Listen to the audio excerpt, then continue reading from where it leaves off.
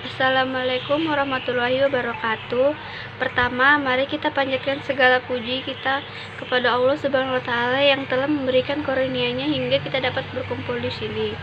Salawat serta salam kita limpahkan selalu kepada Nabi Muhammad SAW.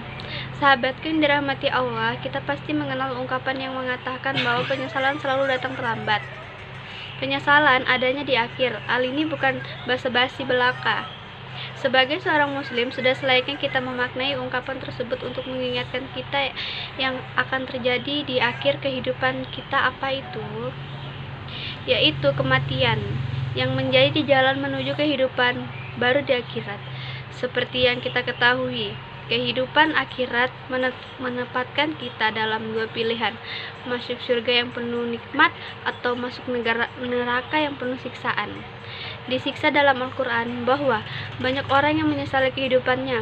Mereka menyesal karena ketika hidup mereka lebih banyak beramal buruk, tapi penyesalan setelah mati itu tidak ada gunanya, walaupun mereka minta dihidupkan kembali untuk beramal soleh, seperti yang diceritain surat Fatir ayat 37. Dari sini kita belajar bahwa selamanya masih hidup, maka bersegeralah dalam melakukan kebaikan dan amal soleha. Jika menunggu esok dan sampai kapan hari pembalasan, maka penyesalan itu tidak ada artinya. Semoga pesan yang disampaikan dalam kesempatan yang singkat dapat menyentuh hati sahabat di sini. Maka dari itu, jangan penyesalan yang tidak berguna.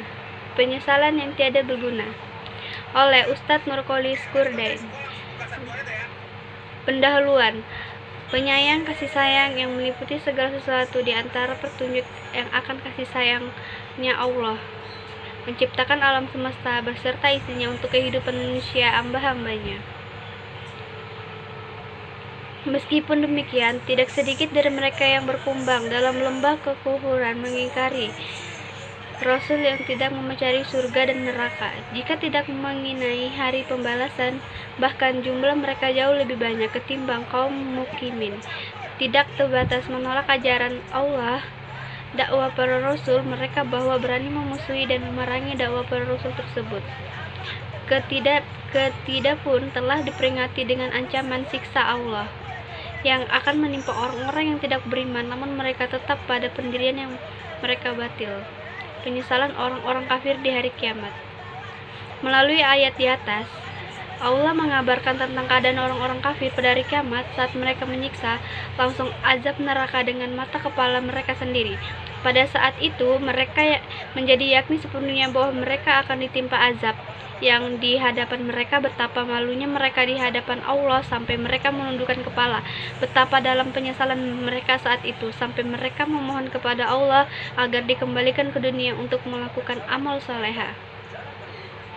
Wahai Rob kami telah melihat dan mendengar, maka kembalikanlah kami ke dunia. Kami akan mengajarkan amal salehah. Sesungguhnya kami adalah orang-orang yakni.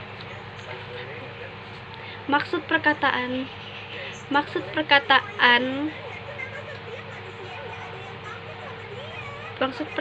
yang kami sebuti adalah bertobat. Iman Khalid Ibrahim mengatakan, demi Allah, mereka tidak berharap dikembalikan ke dunia untuk menjumpai keluarga dan kaum kerabat. Akan tetapi, mereka berharap dikembalikan dunia untuk melaksanakan ketaatan kepada Allah. Lihatlah harapan dan keinginan orang-orang yang tidak melaksanakan ketaatan Allah ketika di dunia. Karena itu, buatlah ketaatan kepada Allah sewaktu masih hidup di dunia. Semakna dengan penggalaan ayat di atas firman, alangkah terangnya pendengaran mereka, dengan alangkah tajamnya penglihatan mereka pada hari mereka datang kepada kami.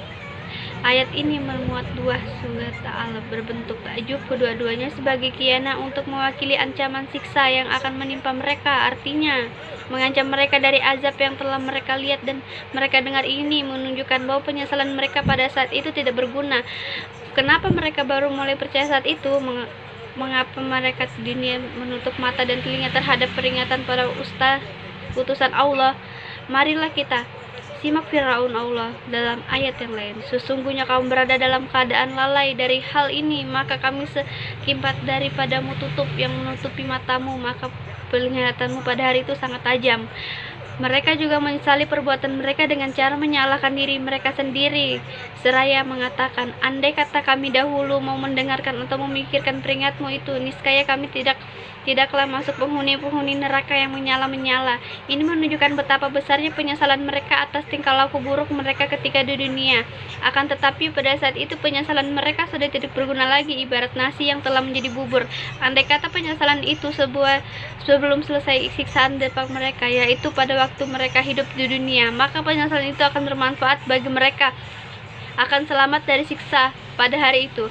Begitulah keadaan mereka pada saat hari kiamat malam tak dapat ditolak. Mereka akan mengalami penderitaan siksa yang sangat pedih akibat perbuatan mereka di dunia. Macam-macam penyesalan, ungkapan penyesalan kemudian tidak ada gunanya. Sangat tepat untuk mengabarkan penyesalan orang-orang kafir, karena penyesalan mereka datang saat rasa sesal itu sudah tidak bermanfaat dan tidak berpengaruh untuk memperbaiki keadaan. Akan tetapi jika setelah penyesalan itu masih ada kesempatan untuk memperbaiki apa yang disesali, maka penyesalan itu akan sangat berguna. Ada dua macam penyesalan yang tidak bermanfaat bagi orang. Pertama, penyesalan di waktu ajal tiba. Di antara contoh adalah penyesalan orang-orang fasik yang enggakan melaksanakan kewajiban mengeluarkan sebagai harta mereka untuk bersedekah, sebagaimana yang telah disebutkan firman Allah, dan belanjakanlah sebagian dari apa yang telah kami berikan kepadamu sebelum datang kematian kepada salah seorang di antara kamu. Lalu ia berkata, ya Rabbku, mengapa engkau tidak menangguhkan kematian Anda? Sekian ceramah saya. Wassalamualaikum warahmatullahi wabarakatuh.